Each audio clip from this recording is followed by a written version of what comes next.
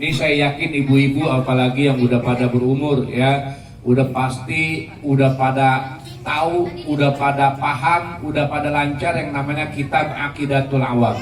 Ya, kitab Aqidatul Awam ini dikarang sama Sayyid Habib Syekh Ahmad bin Ramadan Al-Marzuki. Syekh Ahmad Marzuki yang karang ini kitab Aqidatul Awam dalam bentuk nazom, syairan, ya, dalam bentuk syair. Jadi dibacanya dengan syair. Ada yang baca gaya cepet, ada yang baca gaya lambat, ada yang baca gaya sekarang, ya, masing-masing. Ya, ada yang baca begini ibu-ibu.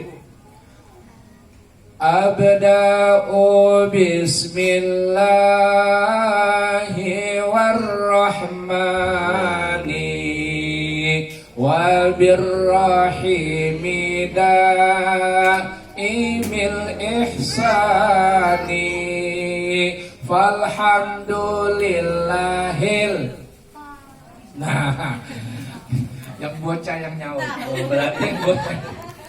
Qadimil awwali al-akhiril baqi bila tahawuli. Nah, selanjutnya summa salatu wassalamu sarmada.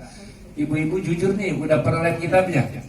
Udah kan pada tahu. Ada di kitab itu, kitab Rawi. Kitab Rawi yang gede yang tebel. Nah, di situ ada Aqidatul Awam. Ya. Kalau di pesantren-pesantren semuanya wajib hafal tuh anak-anak kita. Anak kita yang laki kayak perempuan kayak kalau pesantren aja itu wajib hafal itu syairan semuanya. Ya. Dikarang sama Syekh Ahmad Al-Marzuki. Ya. Cerita ngarangnya begini. Suatu malam dia mimpi, ya, dia tidur, ngimpi, ya, bertemu dengan baginda Nabi Shallallahu Alaihi Wasallam. Ini asal muasal, ya, riwayat kenapa dia karang ini kitab Aqidatul Awam. Waktu dia lagi tidur nih, ya, Sayyid Habib Ahmad Al-Marzuki, dia tidur, tiba-tiba dalam tidurnya bertemu dengan kanjeng Nabi Muhammad Sallallahu Alaihi wa alihi wa sahbihi wasallam. Ini tanya nih. Ibu-ibu di sini semuanya udah ada belum yang pernah tidur ngimpi ketemu Nabi Muhammad? Jujur, sama. Ternyata nggak mudah tidur ketemu sama Nabi Shallallahu Alaihi Wasallam. Yang setiap saat kita baca selawatnya, yang setiap saat kita maulid, ya kita demen sama qasidah-qasidahnya. Kita tidur ketemu sama beliau, masya Allah. Ya, satu nikmat besar. Nikmat agung, nikmat istimewa ketika orang belum mati udah ketemu sama Nabi Shallallahu Alaihi Wasallam meskipun dalam mimpi. Ustaz, emang bisa ketemu sama mimpi sama Nabi Shallallahu Alaihi Wasallam? Bisa. Kata Nabi Shallallahu Alaihi Wasallam, man ro'ani fil manam faqad ra'ani fa inna syaitana la yatamassalu bi. Siapa orang yang tidur kemudian bermimpi lalu dalam mimpi itu dia melihat aku, maka sungguh dia telah melihat aku. Fa inna syaitana la yatamassalu bi. Karena setan enggak bisa nyerupain wajahnya dengan wajah aku, kata Nabi sallallahu alaihi wasallam. Kalau setan bisa nyerupain emak kita, bisa nyerupain babak kita dalam tidur, bisa nyerupain guru kita, kiai kita, habib kita, teman kita dalam tidur, bisa nyerupain tuh setan. Ngasih pesan yang kagak-kagak. Tapi kalau nyerupain wajah baginda Nabi Sallallahu Alaihi Wasallam, la yatamassalu bi, nggak bisa. Maka alhamdulillah kalau ada kita orang udah ketemu sama Nabi Sallallahu Alaihi Wasallam dalam mimpi, cuma besoknya jangan cerita-cerita. Ya jangan kemudian sepasar orang semua tahu, ya dibilang, gua ngimpi ketemu Nabi, gua ngimpi ketemu Nabi. Ya Allah, jangan. Ya, karena bisa jadi fitnah. Fitnahnya apa? Kata orang begini, apa iya model kayak lu ngimpi ketemu Nabi? Ya, ngajinya aja seminggu sekali, malah Jumat doang. Kalau yang laki, apa iya lu ketemu Nabi Sallallahu Alaihi Wasallam gilokan gitu, ya bayang jarang-jarang. Bisa aja kalau orang tersebut mau dapat ya hidayah, mau dapat keistimewaan, bisa dia bertemu dengan Nabi Sallallahu Alaihi Wasallam cuma diam-diam. Nah ini ya Syekh Habib Sayyid Ahmad Al-Marzuki, dia ketemu sama Nabi dalam mimpi Sallallahu Alaihi Wasallam. Dia lihat sananya, ada sananya. Kalau lebih bilang sananya, sananya tuh Nabi dikelilingin sama sahabat-sahabat, ya, sama sahabat-sahabat besar. Biasa kayak kita kalau ada Habib satu, biasanya pengikutnya banyak nggak? Banyak, di samping kiri kanan itu Habib-Habib yang lain banyak, kiai-kiai yang lain banyak, begitu biasanya. Ya Nabi begitu juga. Nabi ya nemuin Syekh Ahmad Marzuki dikelilingin sama sahabat-sahabat yang lain. Dalam mimpi tersebut, baginda Nabi Shallallahu Alaihi Wasallam berpesan kepada Syekh Ahmad Marzuki, hei Ahmad Marzuki, bacalah olehmu nazom syair tauhid. Bacalah olehmu nazom syair tauhid. Kata Syekh Ahmad Marzuki, bagaimana saya membacanya? Saya belum pernah dengar, saya belum pernah tahu, ya. Itu syairan tauhid itu bagaimana? Maka kata sahabat-sahabat yang lain bilang begini, ente dengerin aja dulu, biar Nabi yang ngucapin, ntar ente ikutin. Oh begitu, oh deh. Akhirnya Nabi yang ngucapin. Kata Nabi, abda'u bismillahirrahmani wabirrahimi daimil isani walhamdulillahil qadimil awwali al-akhiril baqi bila tahawuli summa salatu wassalamu sarmada ala nabiyyi khairi man qad wahada wa alihi wa sahbihi wa man tabi sabila dinil haqqi ghaira mubtadi. Terus begitu. Ya diajarin sama Nabi Shallallahu Alaihi Wasallam. Ini dalam mimpi, masih dalam mimpi. Terus si Ahmad Marzuki ikutin terus, syairnya banyak, panjang, ya, sampai selesai. Kemudian ini si Ahmad Marzuki tiba-tiba bangun dari tidur. Pas dia bangun dari tidur, dia ingetin, ya Allah, mimpi enak banget ketemu baginda Nabi Shallallahu Alaihi Wasallam. Diajarin syair tauhid. Dia inget-ingetin, dia baca terus. Pas dia baca, lah kok apal, lah kok bisa, lo kok apal, lo kok bisa. Alhamdulillah, Masya Allah. Kalau orang kita lain lagi, malam tidur, ya diajarin sesuatu bahasa yang kagak jelas. Bahasa apa namanya? Dijauhkan ya? Yang kagak ada artinya. Ya, akhirnya bangun tidur dibaca apal. Kadang-kadang lucu, ya, dibuat ngobatin orang, baik. Dibuat jampe-jampe, baik.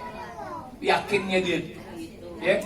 Kalau Syekh Ahmad Marzuki lain lagi, syair tauhid, Masya Allah. Ya. Dapat 3 bulan kemudian, itu waktu itu tidurnya di bulan Sya'ban. Pas bulan Apit, bulan Zulqa'dah, tidur lagi, ngimpi lagi. Ngimpinya di waktu sahar, waktu sahur, ya, jam 3, setengah 4. Mimpi ketemu lagi sama baginda Nabi Sallallahu Alaihi Wasallam. Ketemu lagi. Pas ketemu kata Nabi Sallallahu Alaihi Wasallam, hai Syekh Marzuki, Syekh Ahmad Marzuki, coba baca lagi di depan saya apa yang sudah kamu hafal tadi. Apa yang sudah kamu hafal, baca di depan saya.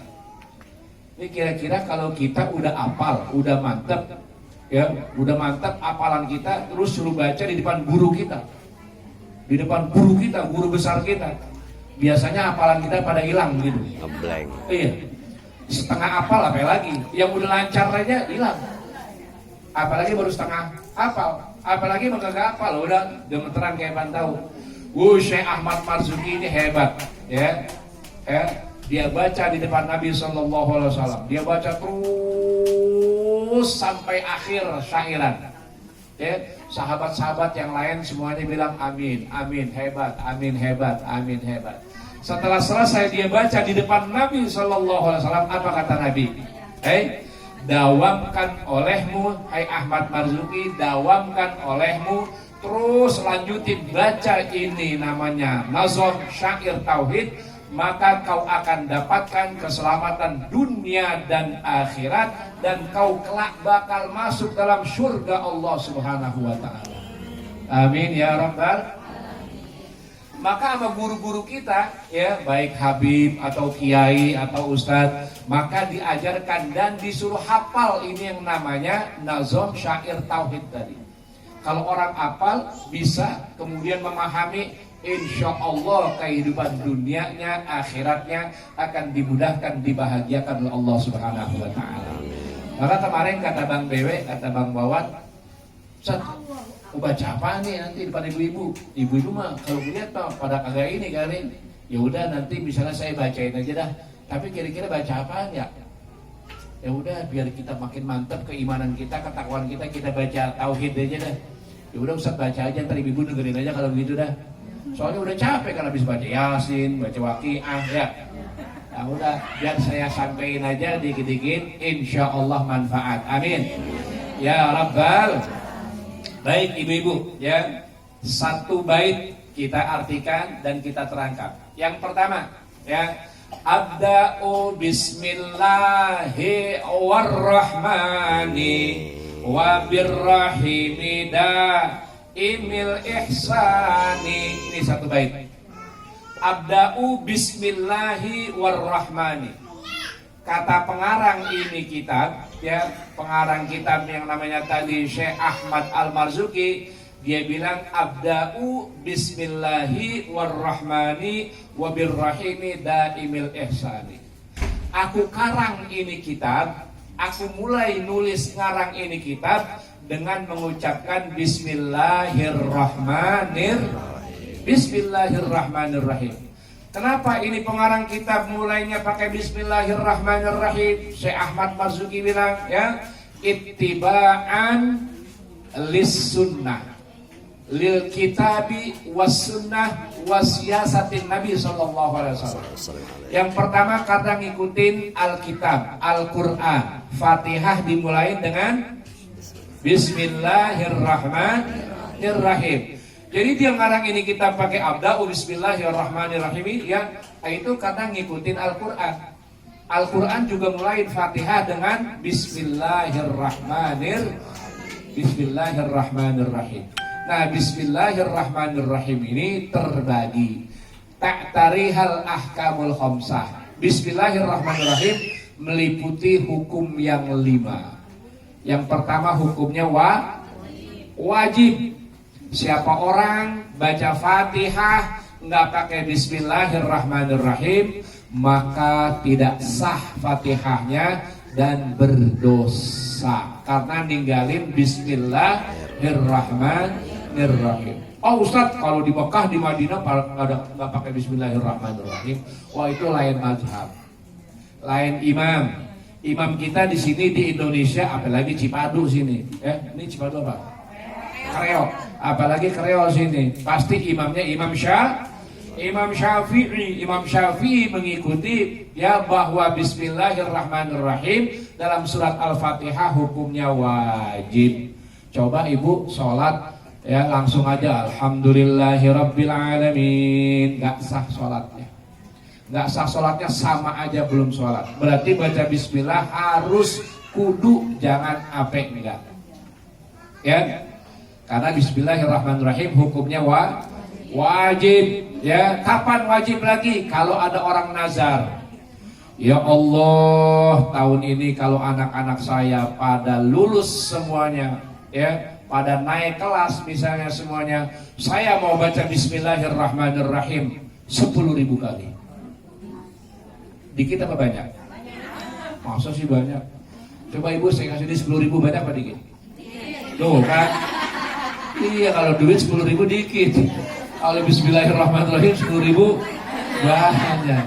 Ya, tapi gara-gara ibu udah bilang ya Allah saya bernazar, kalau anak-anak saya pada lulus, alhamdulillah. Soalnya nggak yakin ya, dia nggak yakin. Anak-anak kan bandel, ya belajarnya pada ogah-ogahan. Tapi kalau dia pada lulus sekolah, saya baca Bismillahirrahmanirrahim 10.000 kali, maka hukumnya wajib ditunaikan. Baca dah, ya sehari 1.000, sehari 1.000, sehari 1.000, 10 hari 10.000 selesai, alhamdulillah. Coba nggak mau baca, oh dosa karena sudah bernazar. Kayak ada yang bilang begini, anak gua kalau bisa jalan Bismillahirrahmanirrahim, ya Allah, ziarah ke Banten. Pas anaknya udah jalan, porak-porak pikirin duitnya.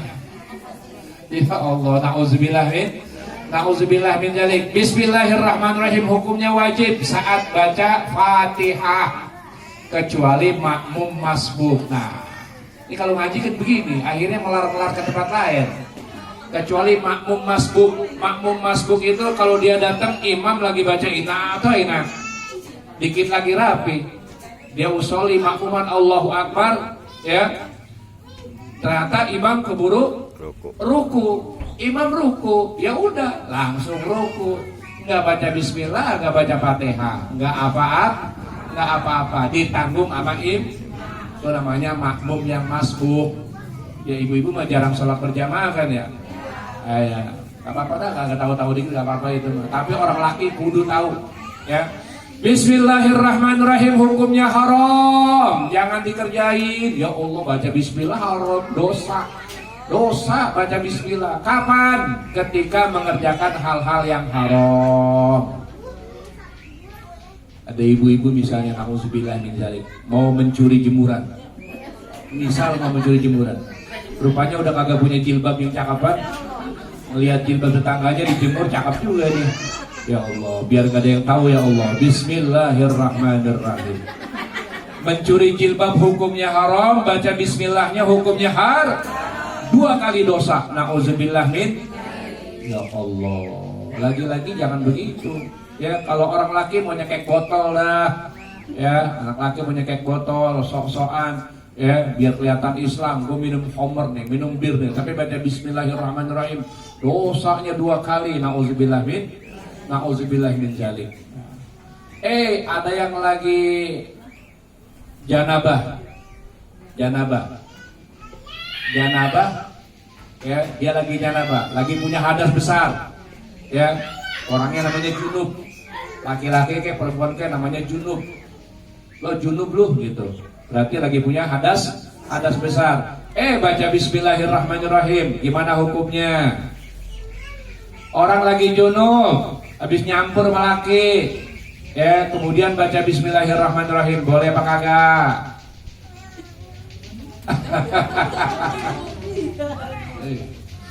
Bismillahirrahmanirrahim, ayat Quran, ya, ada di surat Al-Fatihah, ada di surat An-Naml.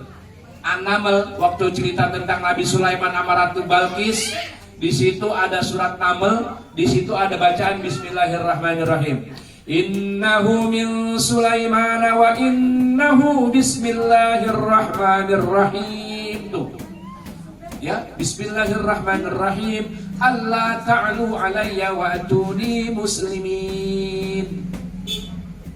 Innahu min Sulaiman. Ini tulisan surat dari Nabi Sulaiman kepada Ratu Balqis, ratu yang paling cantik, benghar, hebat, kaya, cakep. Wa innahu bismillahirrahmanirrahim. Suratnya diawali dengan kalimat Bismillahirrahmanirrahim. Allah ta'alu alayya, hai Ratu Balqis, jangan sombong kepada aku. Wa atuni muslimin, datanglah kepada aku, berserah diri. Datang Ratu Balqis marahin Nabi Sulaiman gara-gara tulisan itu ada Bismillahirrahmanirrahim. Jadi Bismillahirrahmanirrahim ayat Quran. Barang siapa baca ayat Quran dalam keadaan hadas besar, dalam keadaan junub, maka haram, nggak boleh. Kalau niatnya baca Quran. Tapi kalau niatnya nggak baca Quran, mah niatnya zikir, niatnya wirid, kagak apa. Ibu lagi junub, tiba-tiba pengen makan, ya, mau minum, baca Bismillahirrahmanirrahim. Jangan niat Quran. Kalau niatnya Bismillah itu Al-Quran, haram, dosa, nggak boleh. Kita diatur, kehidupan kita dalam beragama diatur, biar beres, biar aktif, biar mantep. Ya, kalau niatnya zikir nggak apa-apa. Ya, udah malam Jumat, ya, ada orang meninggal di sana, meninggalnya gantung diri, beranak lagi. Ya, serem gak? Ya, malam Jumat ngaji sampai malam banget, sampai jam 11. Biasanya jam 9 kurang udah rapi. Udah rapi belum nih?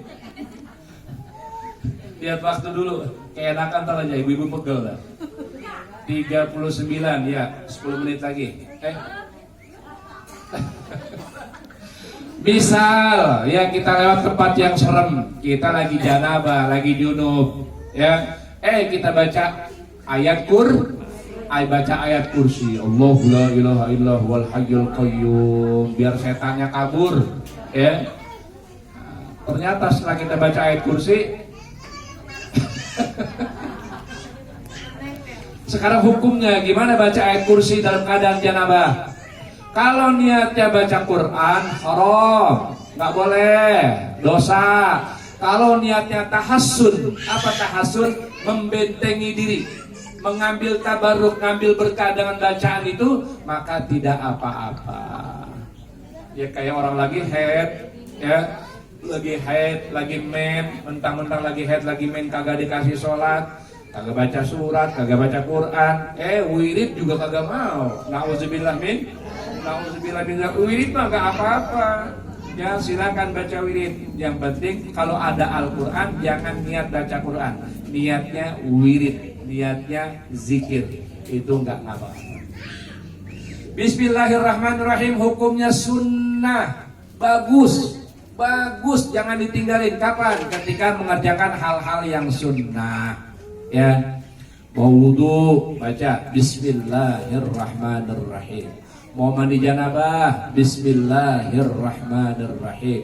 Salat habis waladhdallin, amin. Terus mau baca inna a'tayna atau mau baca wal asri, baca Bismillahirrahmanirrahim. Wal asri innal insana lafi khusrin illa allazina amanu wa 'amilus solihati wa tawassaw bil haqqi wa tawassaw bis sabr. Shadaqallahul azim. Pakai shadaqallah. Lagi salat ya. Itu baca bismillahnya sunnah, silakan baca, jangan sampai enggak dibaca. Ya.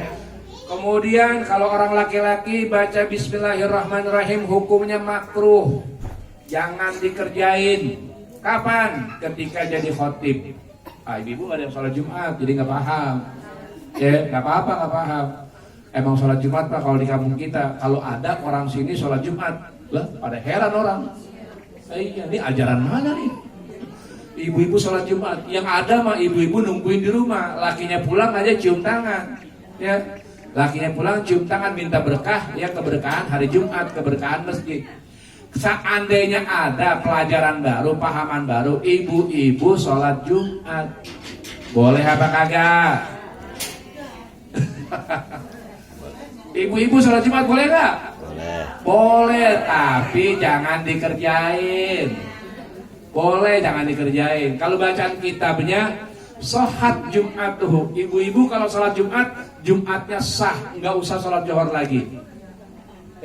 Tapi jangan dikerjain. Kenapa? Karena khilaful adat, berlawanan sama adat. Adat kita di kampung kita ini nggak ada yang begitu. Ya. Tarkul adah adawah nanti. Kalau ada sesuatu yang kagak biasa kita kerjain, jadi permusuhan, rame, diomongin. Itu laki siapa sih? Ya, lakinya